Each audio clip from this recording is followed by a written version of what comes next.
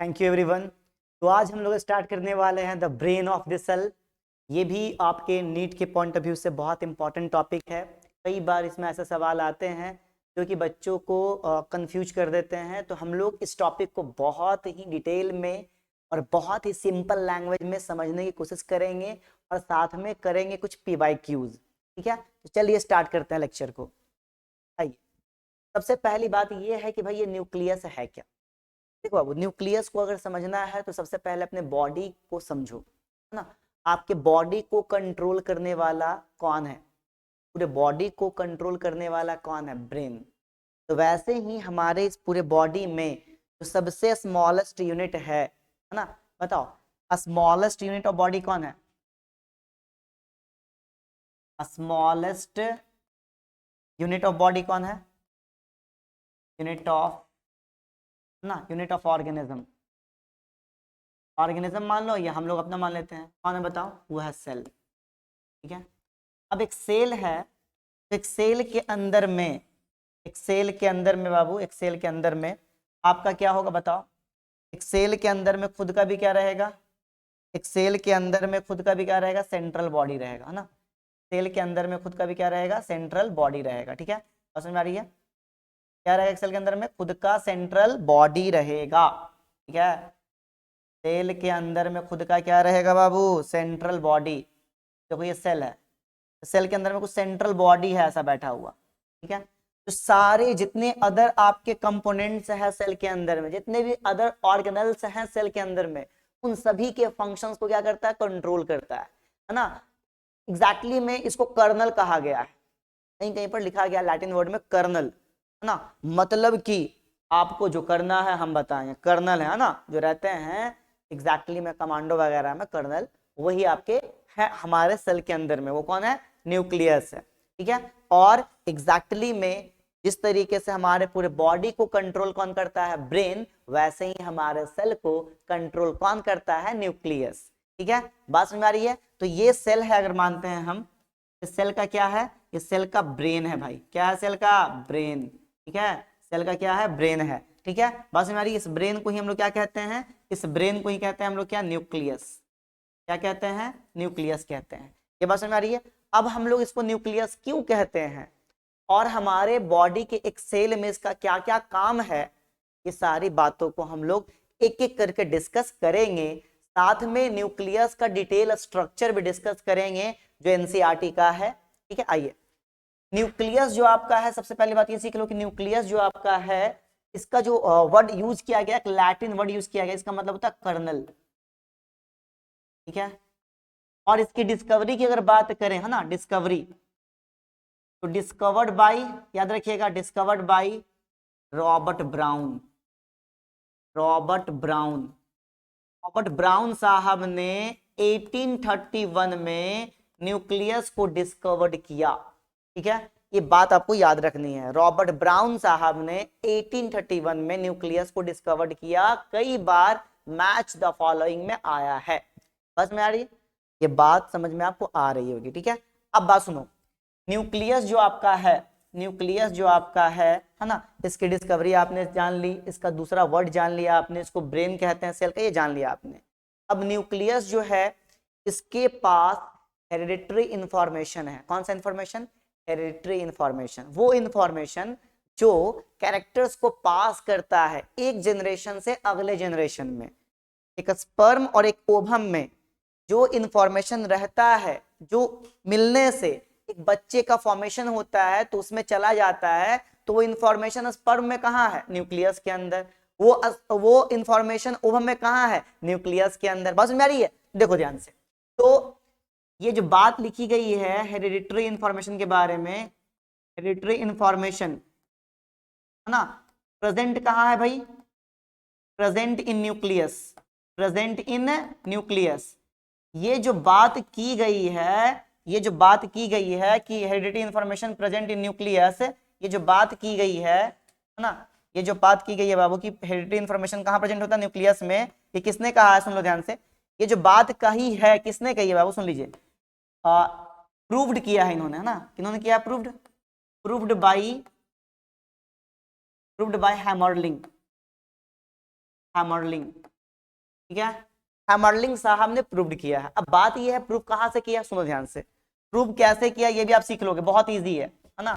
Proved on experiment, experiment है ना, क्या किया है बाबू, हेरिडिटरी इंफॉर्मेशन प्रेजेंट है न्यूक्लियस में, ये प्रूव किसने किया है, हैमरलिंग साहब ने, है ना, ऑन एक्सपेरिमेंट, है ना, विद द हेल्प ऑफ, कर लो यहाँ, with the help of an experiment,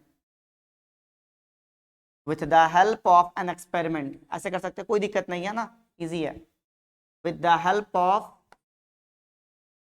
of an experiment, एक एक्सपेरिमेंट से किया, ठीक है, बात समझ में आ रही है, किस पे किया है, ऑन सिंगल सेल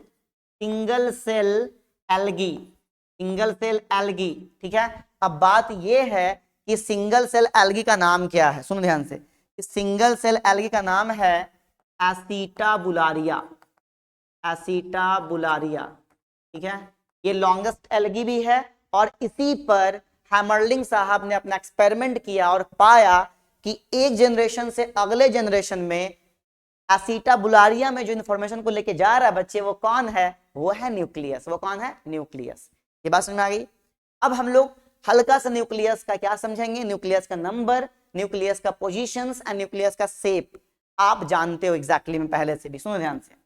हम लोग क्या बात कर रहे हैं यहाँ, हम लोग बात कर रहे हैं न्यूक्लियस का, क्या न्यूक्लियस जो है इसका तीन चीज के बारे में बात करेंगे, इनके तीन चीज के बारे में ना, एक बात करेंगे क्या, नंबर, नंबर्स, एक बात करेंगे पोजीशन, कहां पोजीशन, सेल के अंदर, और एक बात करेंगे क्या, इसका शेप, क्या बात करेंगे, इसका शेप, ठीक है, तीन चीज के बारे में बात करेंगे, देन आफ्टर डिटेल करेंगे, ठीक है, स्ट्रक्चर से डिटेल करेंगे, घबराना नहीं है बच्चे, पी बाय क्यूज भी करेंगे, लास्ट तक बने रहो, है ना, हम लोग पूरा करने वाले हैं, है ना, समझ में अच्छे से आएगा। ब्रेन बात कर रहे हैं हम लोग, ब्रेन के बारे में, आपके पास भी ब्रेन है, बहुत अच्छा, आपको कंट्रोल कर रहा है, सेल के अंदर भी कंट्रोल करेगा, कैसे करेगा ये देखते हैं हम लोग, है ना, चलिए आइए।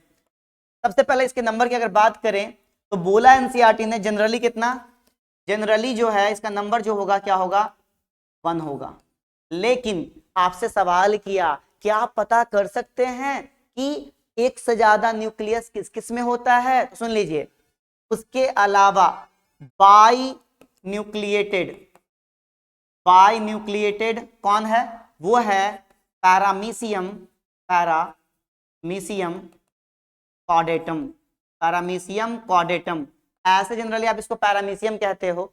इसमें क्या, सुन लो ध्यान से, इसमें है 2 न्यूक्लियस, है ना, एक आपका मैक्रो न्यूक्लियस है, बात समझना अच्छे से समझो, याद हो जाएगा ना, एक क्या है इसमें मैक्रो न्यूक्लियस और एक है माइक्रो न्यूक्लियस, ठीक है, एक है मैक्रो एक है माइक्रो। मैक्रो वाला जो बड़ा है आपका, ये क्या काम करेगा, सुन लो ध्यान से, इसका काम बहुत इजी है भाई, ये मेटाबॉलिज्म में हेल्प करेगा, कंट्रोल क्या करेगा, मेटाबॉलिज्म, कंट्रोल मेटाबॉलिज्म, ठीक है, और ये जो छोटा वाला है ये कहाँ काम करेगा, है ना, हेल्प इन कहाँ बताओ, हेरिडिटरी इंफॉर्मेशन, हेरिडिटरी इंफॉर्मेशन को आपका जो कंट्रोल करता है या कैरी आउट करता है वो कौन करता है, माइक्रो वाला, मैक्रो वाला क्या करता है, मेटाबॉलिज्म। मतलब कि सेल के अंदर में कितना आपका न्यूट्रिएंट्स आया है, उसका इस्तेमाल कहाँ होगा, उससे प्रोटीन कैसे बनेगा, सारा काम कौन करेगा, कॉर्डेटम में कौन करेगा भाई, मैक्रो वाला, और इंफॉर्मेशन कौन लेके जाएगा,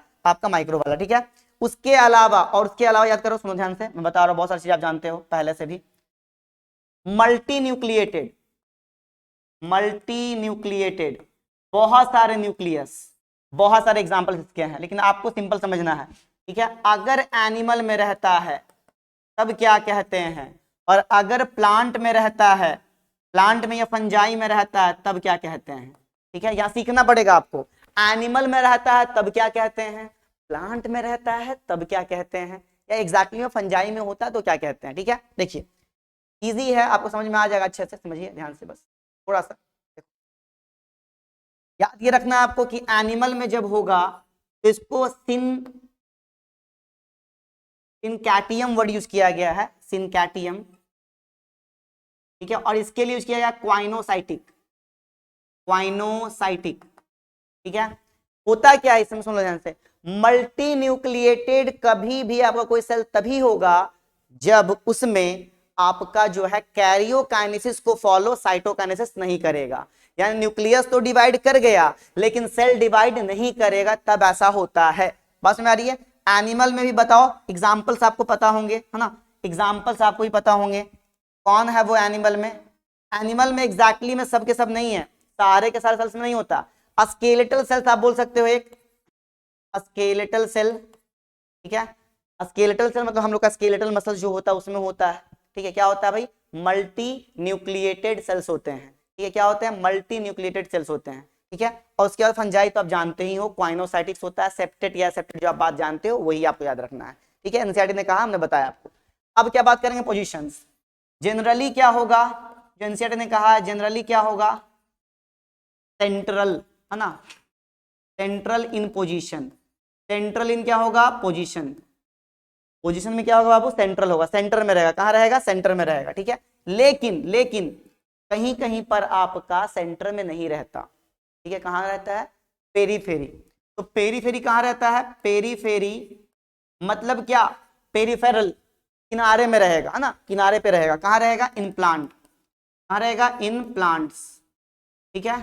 उसके अलावा और भी है, बेसल, बेस पे रहेगा। कहां? ग्लैंडुलर में। कहां रहेगा? ग्लैंडुलर में, ठीक है।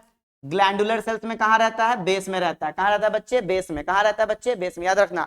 जनरली सेंट्रल रहता है, पेरिफेरी रहता है प्लांट में, बेसल रहता है ग्लैंडुलर में, ठीक है, याद रहेगा। अब सुनो, शेप की बात करें जनरली कैसा होता है? अगर जनरली शेप की बात करोगे तो जनरली जो शेप होता है बाबू वो होता है आपका कैसा? वो होता है स्फेरिकल। कैसा होता है? स्फेरिकल, है ना। जो बॉल आप खेलते हो, है ना, क्रिकेट खेलते हो, बॉल जो होता है वैसा स्फेरिकल शेप का रहता है, ठीक है। लेकिन कहीं कहीं पर क्या लिखा हुआ रहेगा? ओवल और क्या? इलिप्टिकल, इलिप्टिकल, है ना, इलिप्टिकल, ठीक है। ये ओवल या इलिप्टिकल किस में होता है? ये होता है प्लांट्स में। बोलो क्यों? क्योंकि प्लांट्स में क्या है? वैक्यूल है। तो वैक्यूल जो आपका सेंटर में है वो हल्का सा पुश आउट करता है न्यूक्लियस को, तो न्यूक्लियस अपना शेप हल्का सा चेंज करता है और कैसा हो जाता है? ओवल या इलिप्टिकल, ठीक है। बात में आ रहा है? और किसी किसी में डिस्क शेप का भी होता है, सुनो ध्यान से। बोलोगे सर क्या बता रहे हो, डिस्क शेप कहां से आ जाएगा? डिस्क का मतलब होता है जो आप तस्तरी में खाते हो ना, उसके शेप का। तो डिस्क शेप किसमें होगा? डिस्क शेप जो है वो होता है स्क्वामस इपिथेलियम में। इसमें स्क्वामस इपिथेलियम में। स्क्वामस इपिथेलियम जो आपका है हमारे पूरे बॉडी में फैला हुआ है भाई, है ना। उसको हम लोग क्या बोलते हैं? पैवमेंट भी बोलते हैं। टाइल्स का शेप का होता है, टेस्टिलेटेड होता है और वो एकदम चिपटा होता है, चिपटा, है ना, ऐसे गिरेगा तो एकदम चपटा रहेगा। तो समझो न्यूक्लियस होगा वो कैसा होगा? डिस्क शेप का होगा। तो ये डिटेल आपने सीख लिया कि न्यूक्लियस जो है उसका नंबर्स, उसका पोजीशंस एंड उसका शेप। नाउ हम लोग बात करेंगे उसका स्ट्रक्चर्स के बारे में डिटेल में, ठीक है, बात करते हैं। चलिए आइए देखिए, अब हम लोग क्या बात कर रहे हैं भाई कि न्यूक्लियस जो है उसका स्ट्रक्चर कैसा है। उसके बाद हम लोग डिटेल क्या करेंगे? डिटेल करेंगे उसके अंदर के पार्ट्स को, क्रोमोसोम्स को, क्रोमैटिन्स को, टाइप्स ऑफ क्रोमोसोम को डिटेल में करेंगे। क्वेश्चंस बने रहिए, है ना। चलिए आइए देखिए, तो न्यूक्लियस का जो स्ट्रक्चर कुछ ऐसा है आपका, देखो ध्यान से। आप भी बना सकते हो ना, आप भी बना सकते हो, बहुत इजी है। देखो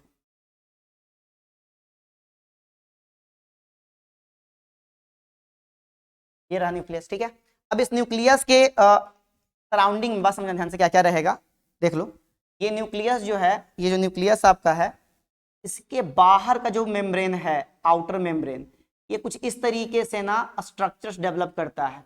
मैं आपको जनरली 2D दिखा सकता हूं, 3D यहाँ पर पॉसिबल नहीं बनाना, थोड़ा सा, है ना, इसीलिए 2D पर ध्यान देना, ठीक है।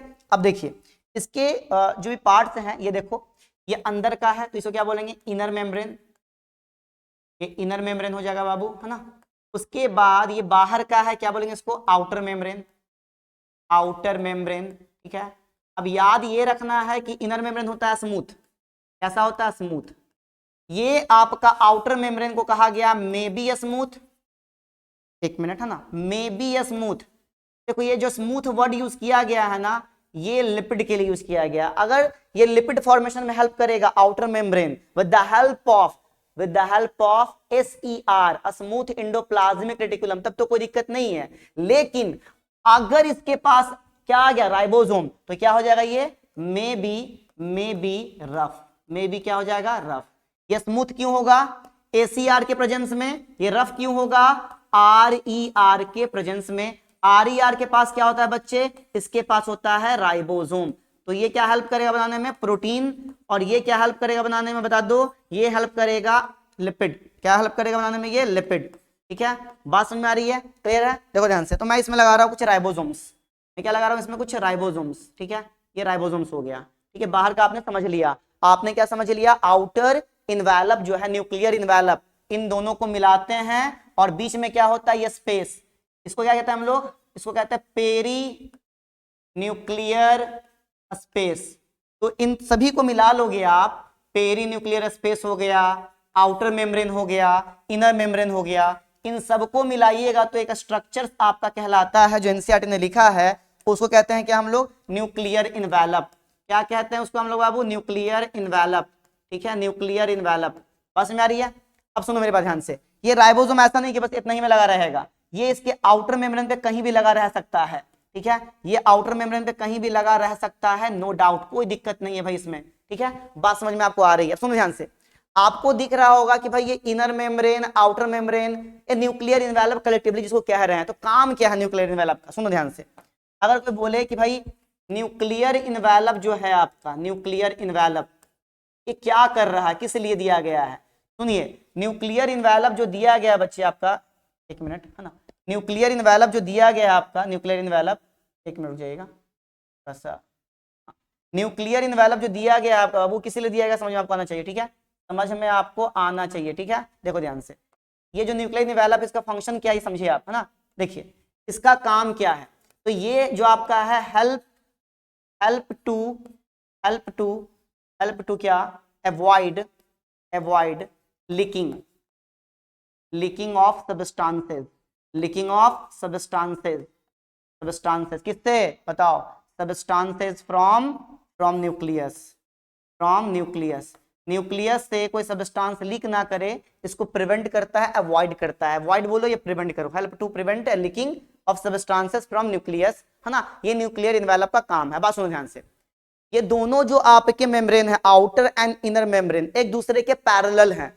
मैं डिटेल में जा रहा हूं इसलिए थोड़ा टाइम लगेगा। ठीक है, आप बने रहिएगा, लास्ट तक क्वेश्चंस करेंगे हम लोग और डिटेल्स करने वाले हैं। ठीक है, एक चीज का। ठीक है, आउटर मेम्ब्रेन और इनर मेम्ब्रेन एक दूसरे के पैरेलल हैं।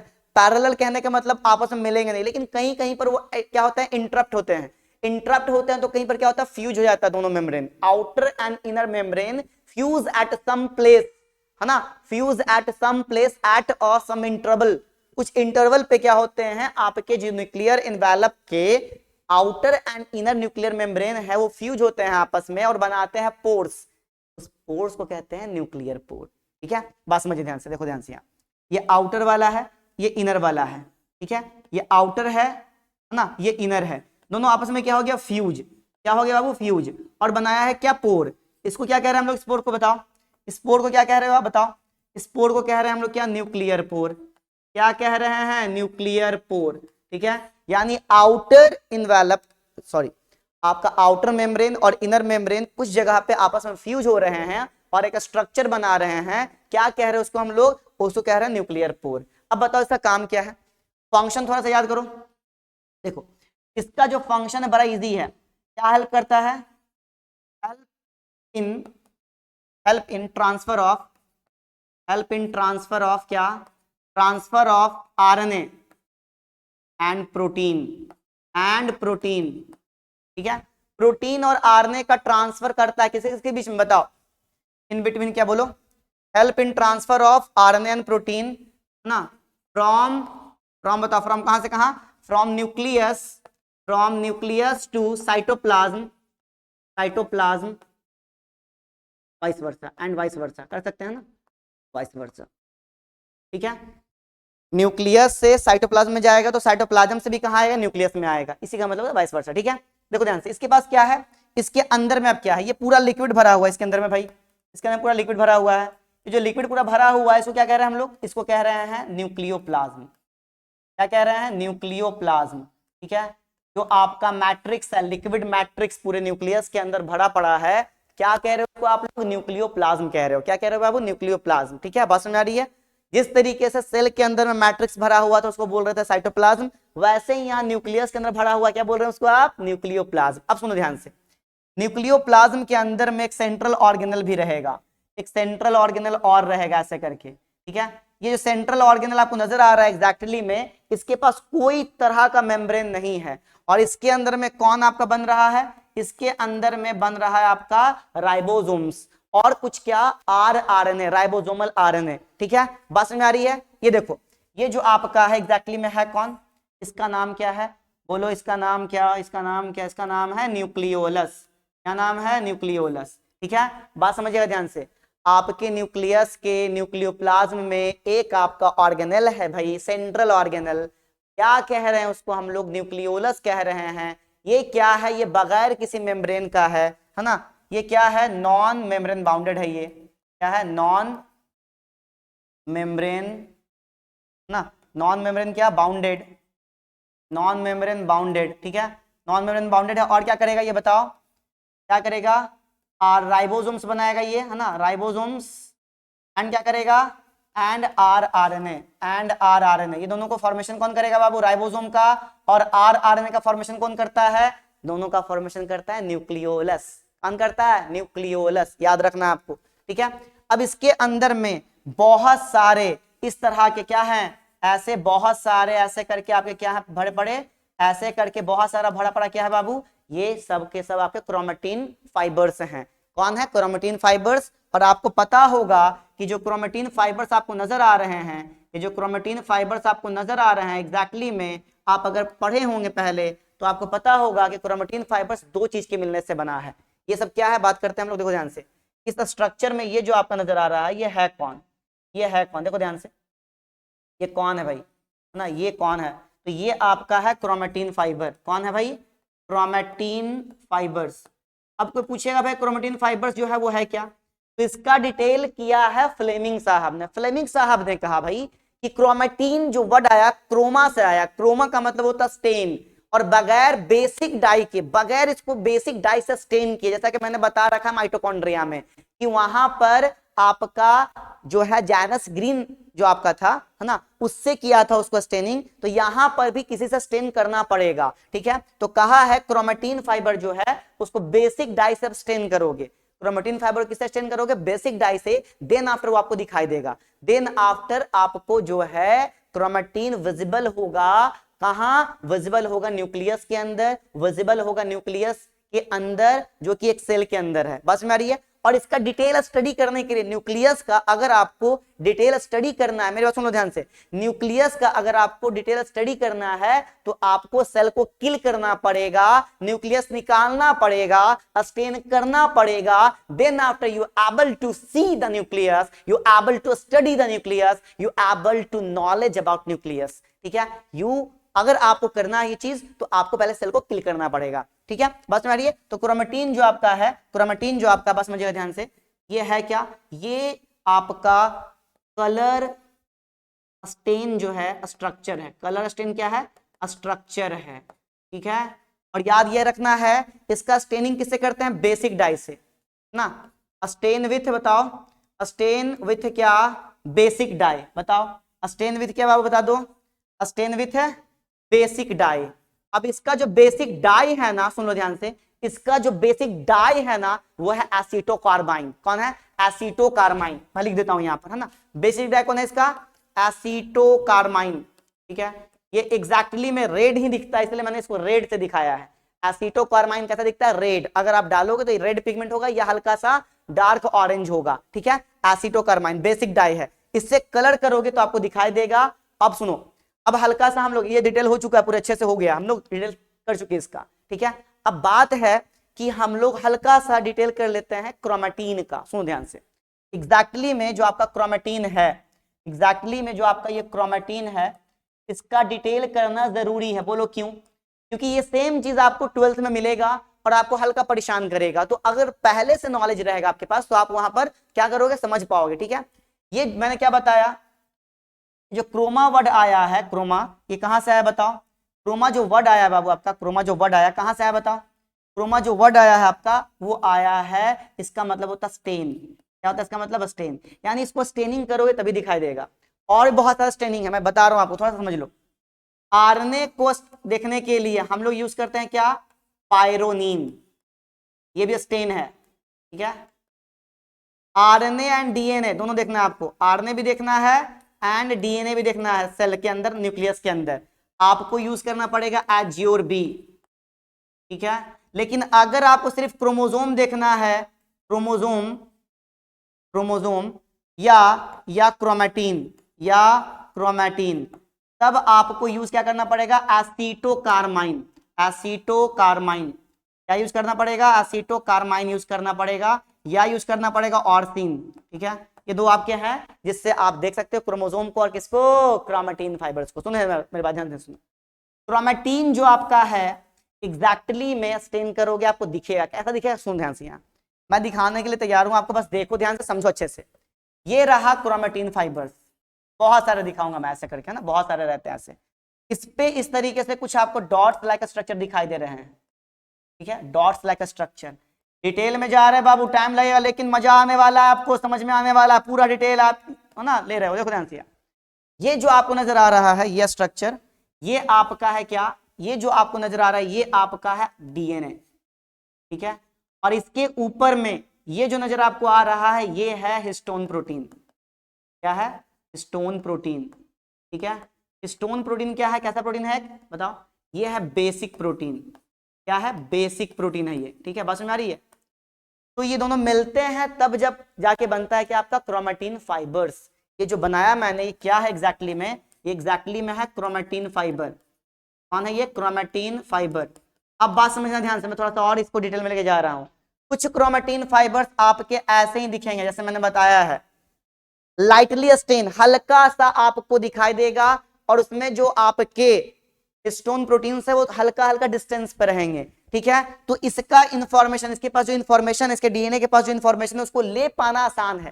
दैट मींस इनके इंफॉर्मेशन को कोड कर पाना आसान है, जो आरएनए के पास जाएगा, और आरएनए किसके पास लेके जाएगा, लेके जाएगा किसके पास, राइबोसोम के पास। थोड़ा सा वापस आ रहे हैं हम लोग इस पे। इसमें जो मैंने आपको लिखा है कि राइबोसोम इसके पास है, आरआरएनए इसके पास है, दैट मींस इसका नंबर जो है ना, नंबर इसका याद रखिएगा, नंबर जो है एग्जैक्टली में वैरी करता है सेल टू सेल।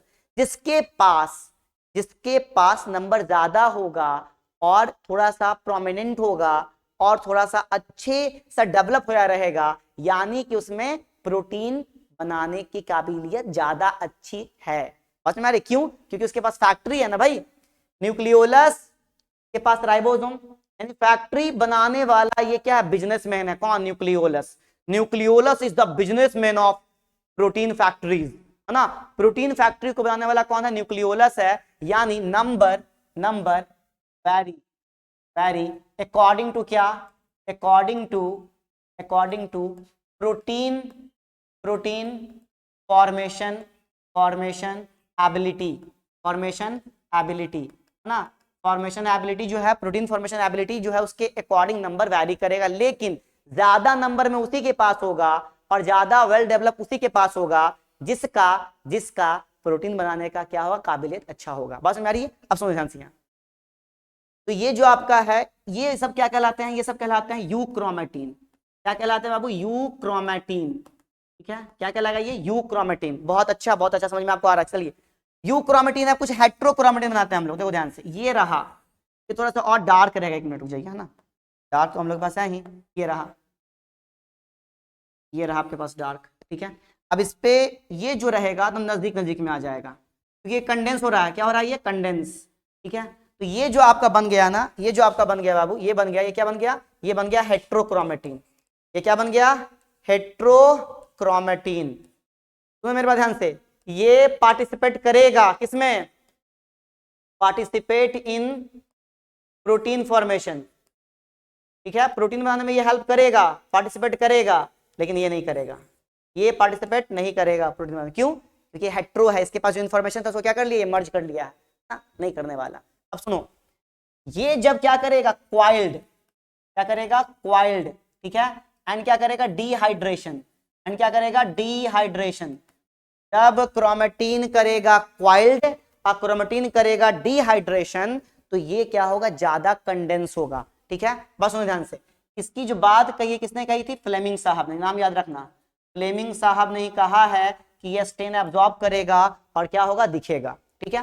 वाइल्ड होगा, डिहाइड्रेशन करेगा तो क्या होगा, कंडेंस्ड, क्या होगा, कंडेंस्ड। और सुन लीजिए क्रोमेटिन कब दिखेगा आपको, ओनली सीन इन, सुन लीजिए, ओनली सीन ड्यूरिंग इंटरफेज, ठीक है, इंटरफेज में ही आपको दिखाई देगा।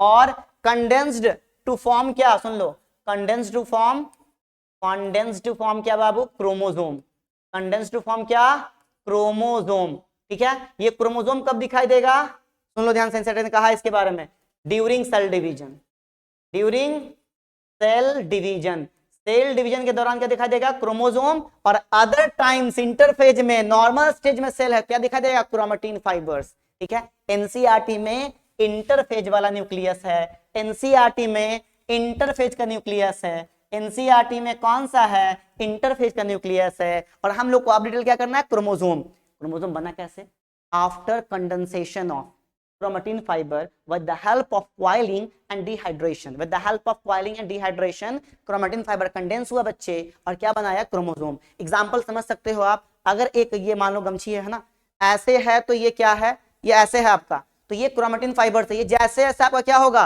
कंडेंस हो गया ये पूरा अच्छे से, तो ये क्या बन गया, ये बन गया आपका क्रोमोसोम्स, ठीक है। बात समझिए आप अच्छे से, है ना, कंडेंस्ड हुआ, क्वाइल्ड हुआ, तो क्या बन गया आपका, क्रोमोसोम्स बन गया, क्या बन गया, क्रोमोसोम्स। नाउ हम लोग डिटेल करेंगे क्रोमोसोम्स का, क्या डिटेल करेंगे बच्चे, क्रोमोसोम्स का। आपको ये बात समझ में आ गई, क्रोमेटिन फाइबर क्या करेगा, क्वाइल्ड करेगा, डिहाइड्रेशन करेगा, कंडेंस होगा तो क्या बनेगा आपका, आपका बनेगा क्रोमोसोम्स। ये बात समझ में आ गई। अब सुनो एक लाइन और है एनसीईआरटी की, बहुत इंपॉर्टेंट। ये देखो एनसीईआरटी का ये डायग्राम है, आपने न्यूक्लियर एनवेलप देख लिया, क्लियर है, न्यूक्लियोप्लाज्म देख लिया, न्यूक्लियर पोर देख लिया, न्यूक्लियोलस देख लिया, क्रोमेटिन नेटवर्क देख लिया, और क्या देख लिया, इंडोप्लाज्मिक रेटिकुलम। मैं क्या समझा रहा हूं आपको, ध्यान से, मैं कह रहा हूं एनसीईआरटी की एक बहुत इंपॉर्टेंट सी लाइन है, लिखा है a single cell of human contain क्या, कंटेन क्या, बोलो क्या है, क्या है, कंटेन 2 मीटर लॉन्ग क्या, डीएनए। एक हम लोग के बॉडी में एक सेल के अंदर में 2 मीटर लंबा डीएनए है भाई, इतना डीएनए है कि उससे आपका क्या होगा, एक शर्ट और एक पैंट सिला जाएगा, है ना, एक शर्ट और एक पैंट जो है सिला जाएगा, इतना डीएनए है, इतना लंबा डीएनए है। 2 मीटर यहीं पर नहीं है, 2 मीटर बहुत लंबा होता है, ठीक है। अब सुनो, कहा गया है ये क्या हो रहा है, ये जो है कंडेंस्ड हो रहा है, कंडेंस्ड टू फॉर्म क्या, कंडेंस्ड टू फॉर्म 46 और क्या 23 pairs chromosome, condensed to form क्या 46 और 23 पेयर क्रोमोसोम्स। मैं पूरा डिटेल बताने वाला हूं, एनसीईआरटी को फाड़ के रख दूंगा, है ना, पढ़ना आपको डिटेल से एकदम अच्छे से पढ़ना है, इतना पढ़ो ना कि एनसीईआरटी फट जाए, एनसीईआरटी का बुक जो है ना आपके पास रीड करते करते फट जाए, तब जाके रिजल्ट होगा बच्चे, ठीक है। ये एनसीईआरटी की लाइन है, बहुत इंपॉर्टेंट, क्लियर है। अब आइए, अब हम लोग डिटेल क्या करने वाले हैं, क्रोमोसोम्स की, ठीक है। देखो अगर हम लोग बात करते हैं किसकी, क्रोमोसोम्स की, हाँ क्रोमोसोम्स, बहुत ही है ना, कंडेंस्ड किया है तब क्या बना है भाई, आपका क्रोमोसोम्स बना है, ठीक है। बात समझ आ रही है, अब सुनो ध्यान से, क्रोमोसोम विजिबल कब होगा, बताओ, विजिबल कब होगा, विजिबल ना ड्यूरिंग, बताओ, ड्यूरिंग सेल डिवीजन, ड्यूरिंग क्या, सेल डिवीजन के दौरान क्या होगा, ये विजिबल होगा ना, सेल डिवीजन के दौरान क्या होगा, ये विजिबल होगा, ठीक है। और क्रोमेटिन फाइबर कब विजिबल होगा ना, इंटरफेज में, कब दिखाई देगा ये, इंटरफेज में, एनसीईआरटी में यही दिखाया गया है, ठीक है। अब सुनो क्रोमोसोम का स्ट्रक्चर देखो ना ध्यान से, वो बहुत इजी है, ये रहा स्ट्रक्चर क्रोमोसोम का, बहुत इजी है स्ट्रक्चर, देखो ध्यान से। इसमें आप देखोगे तो ये दोनों जो आपको नजर आ रहे हैं ये आर्म्स हैं, ऐसे मत देखो, यहाँ मत देखो, यहाँ देखो ना, बहुत इजी नजर आएगा आपको, ये क्या है, इसके आर्म्स है। आर्म्स कहने का मतलब क्रोमेटिड्स, आर्म्स कहने का मतलब क्या है, क्रोमेटिड्स। एक अकेला बना देता हूँ मैं इसको, ये देखो, ये रहा क्रोमेटिड्स, ये क्या है बाबू, ये है क्रोमेटिड्स, ठीक है। तो एक क्रोमेटिड्स है, ये 2 क्रोमेटिड्स है, ठीक है। और इसको क्या बोलते हैं हम लोग, सिस्टर, क्या कहते हैं इसको हम लोग, सिस्टर, क्यों कहते हैं, क्योंकि एक ही का है, ठीक है। 2 का रहेगा क्या बोलेंगे उसको, नॉन सिस्टर, 2 का रहेगा तो क्या बोलेंगे उसको हम लोग, नॉन सिस्टर, क्लियर है। अब सुनो ध्यान से, इसमें ये सेंटर में नजर आपको आ रहा है, ये सेंटर वाला है ना, इसको बोलते हैं क्या, प्राइमरी कॉन्स्ट्रिक्शन। क्या हुआ यहाँ पर, कॉन्स्ट्रिक्ट हुआ है, कॉन्स्ट्रिक्ट दब गया है ना, प्राइमरी कॉन्स्ट्रिक्शन कहेंगे उसको, क्या बोलेंगे, प्राइमरी कॉन्स्ट्रिक्शन, ठीक है। या क्या बोलेंगे इसको हम लोग, सेंट्रोमियर, क्या कहेंगे इसको हम लोग, सेंट्रोमियर कहेंगे, प्राइमरी कॉन्स्ट्रिक्शन या सेंट्रोमियर कहते हैं, ठीक है। यहाँ पर कॉन्स्ट्रिक्ट होता है और क्या करता है ये, hold the 2 chromosome, hold the 2 chromatids, sorry, 2 chromatids को क्या करता है बाबू, ये होल्ड करके रखता है, ठीक है। इसके आपके साइड में क्या होता है, डिस्क लाइक स्ट्रक्चर। ये क्या है बाबू आपका, ये है काइनेटोकोर। क्या है ये, काइनेटोकोर, ठीक है। जो काइनेटोकोर है आपका, ये जो काइनेटोकोर है आपका, ये कैसा स्ट्रक्चर है बाबू बताइए, ये कैसा स्ट्रक्चर है, डिस्क लाइक। कैसा है ये, डिस्क लाइक स्ट्रक्चर है। इसका काम क्या है बताओ, इसका क्या काम है, याद रखिएगा, इसका बहुत इजी, बहुत बहुत इंपॉर्टेंट काम है सेल डिवीजन के ड्यूरिंग। इसका बहुत इंपॉर्टेंट काम है, क्या है, अब बोलो, attach the spindle fibre. Attach the क्या, स्पिंडल फाइबर। स्पिंडल फाइबर कहाँ अटैच होता है, काइनेटोकोर पर। लेकिन 2 क्रोमेटिड्स आपस में होल्ड रहते हैं किसके हेल्प से, प्राइमरी कॉन्स्ट्रिक्शंस के हेल्प से, ठीक है। अब सुनिए, होता क्या है, कभी कभी किसी किसी क्रोमोसोम में नहीं, आपका एक और कॉन्स्ट्रिक्शन निकलता है, ठीक है। ये जो सेकेंडरी कॉन्स्ट्रिक्शन कहेंगे, तो क्या बोलेंगे हम लोग, सेकेंडरी कॉन्स्ट्रिक्शन। ये क्या कहलाएगा, ये कहलाएगा बाबू सेकेंडरी कॉन्स्ट्रिक्शन। क्या कहलाएगा, सेकेंडरी कॉन्स्ट्रिक्शन। बस समझिएगा ध्यान से, क्या कहलाएगा, सेकेंडरी कॉन्स्ट्रिक्शन कहलाएगा, ठीक है। बस में आ रही है। और इसके ऊपर में क्या होगा, इसके ऊपर में एक और आपका स्ट्रक्चर दे रहेगा, क्या है, नॉन स्टेनिंग। कैसा स्ट्रक्चर है भैया, ये नॉन स्टेनिंग है, ठीक है। क्या कहते हैं इसको हम लोग, इसको कहते हैं सैटेलाइट। तो बोलोगे सर स्टेनिंग कौन सा है, अरे स्टेनिंग कौन रहेगा बताओ ना, आर्म रहेगा। ये क्या करता है, स्टेनिंग है ये स्टेन को एब्जॉर्ब कौन करता है, आर्म का स्टैंड को एब्जॉर्ब करता है। सिंपल सी बात सुनो ध्यान से, अगर आपको किसी भी सेल को, मैं बार बार बताऊंगा ये चीज, किसी सेल को डिटेल स्टडी करना है, उसके क्रोमोसोम्स का, उसके न्यूक्लियस का आपको सेल को किल करना पड़ेगा। क्या करना पड़ेगा, किल, ठीक है। और मैंने पहले ही बता रखा है आप लोग को कि किसी भी सेल में एग्जैक्टली में एग्जांपल याद रखना, आपका सीव ट्यूब है ना, और आपका आरबीसी, ये 2 सेल्स हैं और बहुत सारे हैं जिनके न्यूक्लियस नहीं होते। मैच्योर कंडीशन जब आता है, एट मैच्योरेशन नहीं होता। ये चीज मैंने यहाँ आपको बताया है, देखो ध्यान से, यहाँ है ना, यहाँ ये देखो, मैच्योर वाले में नहीं होगा, याद रखना। यहाँ आरबीसी और सीव सेल्स में आपका न्यूक्लियस एब्सेंट होता है, मैच्योर में, हम लोग का मैमल्स में आरबीसी, ठीक है। अब आइए सुनिए ध्यान से, अब हम लोग यहाँ पर बात कर चुके हैं क्रोमोसोम्स क्या है, कैसे बना, इसके कौन कौन से पार्ट्स हैं, स्टेनिंग कौन सा है, नॉन स्टेन कौन सा है, सैटेलाइट कौन सा, सेकेंडरी कॉन्स्टिट्यूएंट कौन है, प्राइमरी कौन है, ठीक है। बात समझ में आ गई। अब सुनो ध्यान से, अब करने वाले क्या, टाइप्स ऑफ, है ना, क्या बात करेंगे हम लोग बताओ, types of chromosomes, types of chromosomes. तो क्रोमोसोम्स का जो टाइप्स है किसके बेसिस पर बताओ, ऑन द बेसिस ऑफ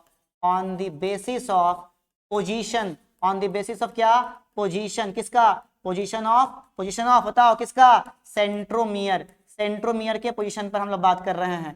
1 है ना, 2, उसके बाद 3, और ये क्या लास्ट में 4, ठीक है। कितने हैं, 4 हैं। कौन कौन है बताओ, पहला है मेटासेंट्रिक। क्या है भाई, मेटासेंट्रिक, बीच में रहेगा सेंट्रोमियर। सब मेटासेंट्रिक, हल्का सा अवे जाएगा, हल्का सा कहां जाएगा, अवे, कहां से, सेंटर से। फिर क्या होगा, एक्रोसेंट्रिक, एक्रोसेंट्रिक। तो एक्रोसेंट्रिक में क्या होगा, हल्का सा इंड की तरफ भागेगा। और टेलोसेंट्रिक में क्या हो जाएगा, टर्मिनल। टेलोसेंट्रिक में क्या हो जाएगा बच्चे, टर्मिनल। डिटेल करने वाला है, घबराइएगा नहीं, ठीक है। आइए देखिए ध्यान से, सबसे पहले ये मेटासेंट्रिक, मेटा का मतलब क्या होता है, मिडिल, है ना। तो इसमें क्या होगा, जो सेंट्रोमियर होगा वो मिड में रहेगा। सेंट्रोमियर कहाँ रहेगा भैया, मिड में रहेगा, ठीक है। तो ये जो सेंट्रोमियर आपको नजर आ रहा है, कहाँ है बताओ, सेंट्रोमियर है कहाँ, बता दो, सेंट्रोमियर कहाँ है, मिड, है ना, सेंटर में है, ठीक है। और ये जो आर्म्स हैं, क्या है ये आर्म्स कैसे हैं, इक्वल साइज। आर्म्स कैसे हैं भाई, इक्वल साइज हैं, ठीक है। इसमें देखिए, इसमें क्या होगा, इसमें भी आपका जो है, यहाँ देखो ध्यान से समझना, यहाँ जो है ये थोड़ा छोटा हो जाएगा, क्या जवाब, यहाँ ये थोड़ा छोटा हो जाएगा, और ये क्या हो जाएगा, थोड़ा सा बड़ा हो जाएगा, ठीक है। तो ये जो आपका है सेंट्रोमियर कहाँ है, सेंट्रोमियर जो आपका है क्या हो जाएगा, centromere slightly away from centre, slightly away from centre. Centre से कहाँ चला जाएगा, अवे फ्रॉम सेंटर से थोड़ा सा अवे चला जाएगा। और याद क्या रखिएगा, ये जो आपका शॉर्ट आर्म है, ये क्या है, शॉर्ट आर्म को कहते हैं हम लोग पी आर्म, ठीक है। और लॉन्ग आर्म को कहते हैं क्या हम लोग, लॉन्ग आर्म को कहते हैं क्यू आर्म। से क्वेश्चन आया है नीट में, ठीक है, बहुत इंपॉर्टेंट है। एक्रोसेंट्रिक में क्या हो जाएगा, देखो ध्यान से, यहाँ एक्रोसेंट्रिक और इंपॉर्टेंट है। इसमें क्या होगा, सेंटर में नहीं रहेगा, ये बहुत ज्यादा आपका इंड की तरफ भाग जाएगा, ठीक है। वेरी शॉर्ट, ये क्या हो जाएगा, वेरी शॉर्ट आर्म, ठीक है। ये क्या हो जाएगा, वेरी लॉन्ग आर्म, शॉर्ट में लिखा हूं मैंने, वेरी शॉर्ट वेरी लॉन्ग। ये जो सेंट्रोमियर है कहाँ है, सेंट्रोमियर जो आपका है ना, है ना, near to end, near to क्या, एंड, एंड की तरफ चला गया, ठीक है। उसके बाद आपको थोड़ा सा बात किसके बारे में करना है, टेलोसेंट्रिक के बारे में, ठीक है। अब सुन ध्यान से, टेलोसेंट्रिक में क्या होगा, देखो ध्यान से, एकदम एकदम खत्म पे चला गया ना, क्या हो जाएगा इसमें, centromere end, centromere at terminal position, at terminal position, कहां चला गया, टर्मिनल पोजीशन पे, ठीक है। आपने क्या कंप्लीट कर लिया, आपने कंप्लीट किया पूरा का पूरा nucleus with detail of chromosomes, with detail of types of chromosomes, जो एनसीईआरटी में है, जो आपके लिए इंपॉर्टेंट है। और याद रखना, न्यूक्लियस ब्रेन है सेल का, और इसके पास खुद का डीएनए है भाई, जिसके पास खुद का डीएनए रहेगा वो खुद से अपना प्रोटीन बना सकता है, ठीक है। उसके बाद ये खुद से अपना डिवीजन कर सकता है। एनसीईआरटी में जो दिखाया गया है फिगर, वो किसका है, वो है आपका नॉन डिवाइडिंग न्यूक्लियस का, जो कि इंटरफेज में होता है, ठीक है। बस हमारी रेस्टिंग फेज है वो। आइए क्वेश्चंस करते हैं हम लोग।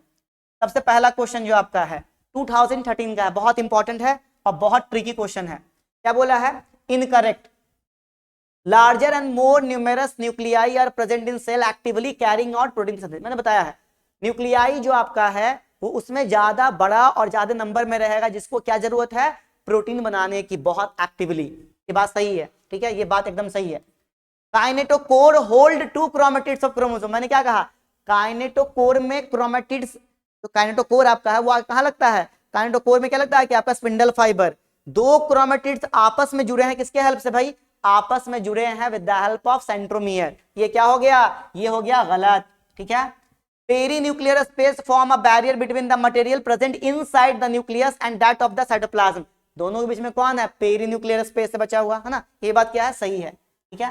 तो आपका पहला सही है, दूसरा गलत है, तीसरा सही। आंसर क्या हो जाएगा, सेकंड नंबर। बहुत इंपॉर्टेंट क्वेश्चन है ये, ठीक है, बहुत इंपॉर्टेंट, ठीक है। आइए अगला बढ़ते हैं। Which of the following is devoid of deoxyribonucleic acid? That means क्या, डीएनए। डीएनए किसके पास होता है, पहले बताओ। डीएनए होता है 3 चीजों के पास, एनसीईआरटी के अकॉर्डिंग। आपके सेल में, हमारे सेल में, प्लांट के सेल में डीएनए जो है, अगर सबको मिला लिया जाए, प्लांट में एग्जैक्टली बात करेंगे हम लोग, तो एक होता है माइटोकॉन्ड्रिया में, माइटोकॉन्ड्रिया में होता है एक होता है प्लास्टिड में, ये क्या होता है, प्लास्टिड्स में होता है, और ये क्या होता है, न्यूक्लियस में। अगर इसके अलावा कोई ऑप्शन में आएगा तो उसका क्या हो जाएगा, उसके लिए आपका ये सही आंसर हो जाएगा। डिवॉइड मतलब कमी नहीं है, इसमें है, न्यूक्लियस में भी है, क्लोरोप्लास्ट में भी है, माइटोकॉन्ड्रिया में भी है, क्लोरोप्लास्ट में भी है, लाइसोसोम में नहीं है, और ना ही डिक्टियोसोम मतलब कि गोल्जी बॉडी, इसमें नहीं है। यानी आंसर क्या हो जाएगा, 3rd number. Very important question, बहुत ट्रिकी। आइए आगे बढ़ते हैं। ये रहा, which of the following is true for nucleus, ना, न्यूक्लियस के लिए कौन सा स्टेटमेंट ट्रू है, ट्रू, ट्रू। देखो, लार्जर न्यूक्लियाली जो आपका है प्रेजेंट इन कहां, डिवाइडिंग सेल्स, ये बात क्या है, ये बात एकदम गलत है। डिवाइडिंग सेल्स के पास होगा ही नहीं ना, वो क्या कर लेगा, वो उसको हटा देगा।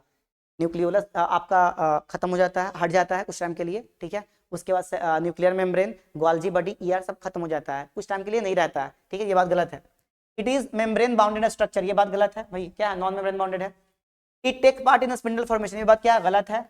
क्या है, it is site for active ribosomal RNA synthesis, ये बात एकदम सही है, ठीक है। राइबोसोमल आरएनए बनाने में, राइबोसोम बनाने में हेल्प करता है, इसलिए फैक्ट्री है ये ना, किसका, राइबोसोम का, यानी बिजनेसमैन है कौन, न्यूक्लियोलस। चलिए अगला 2021 का क्वेश्चन बड़ा इंपॉर्टेंट, देखो ध्यान से, बहुत इजी क्वेश्चन है। इसमें बोला गया सेंट्रोमियर जब कहां रहेगा, मिड में, मिडल में, ठीक है, 2 इक्वल आर्म्स बनाएगा, 2 इक्वल आर्म्स, ये आपका 2 इक्वल आर्म्स हो गया, ठीक है। क्या बोलेंगे इसको हम लोग, मेटासेंट्रिक। क्या बोला, हम लोगों ने इसको पहले भी बोल चुका है ना, हम लोग पहले इसको बोल चुके, बता चुके इसके बारे में, क्या होगा, मेटासेंट्रिक। आंसर क्लियर है, ठीक है। आइए क्या बोला, इनकरेक्ट। मैच्योर सिव ट्यूब, मैंने बताया मैच्योर सिव ट्यूब हो गया, या मैच्योर आरबीसी हो गया मैमल्स का, उसके पास अपना कोई न्यूक्लियस नहीं होता। क्या बोल दिया इसने, possess conspicuous nucleus and usually cytoplasmic organelle, ये बात क्या हो गई, गलत, ठीक है, ये बात क्या हो गई, एकदम गलत, ठीक है।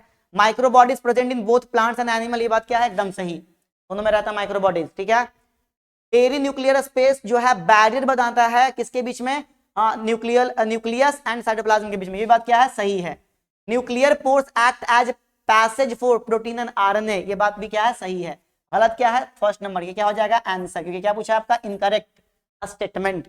आइए ये रहा आपका बहुत इंपॉर्टेंट क्वेश्चन, 2022 का है, मैच करना, चलो करते हैं। मेटासेंट्रिक कहाँ रहेगा, सेंटर में, कहाँ रहेगा, सेंटर में। चलो पहला का 3, पहला का 3 कहाँ, ये रहा, आंसर हो गया। फिर भी मिला लो सबको, है ना, मिला लेते हैं, देखो ध्यान से यहाँ। एक्रोसेंट्रिक बताओ, एक्रोसेंट्रिक कहाँ जाएगा बताओ, हल्का सा कहाँ चला जाएगा आपका, इंड पे, ठीक है।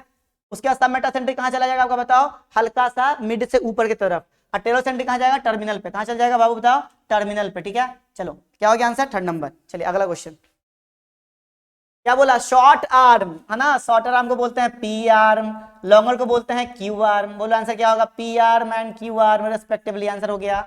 अरे क्या, बहुत इजी, वेरी इजी। चलो आगे आते हैं ना, आइए, आपका हो गया पूरा कंप्लीट। मिलते हैं अगले लेक्चर में, तब तक के लिए thank you, best of luck, energetic रहिए, बने रहिए।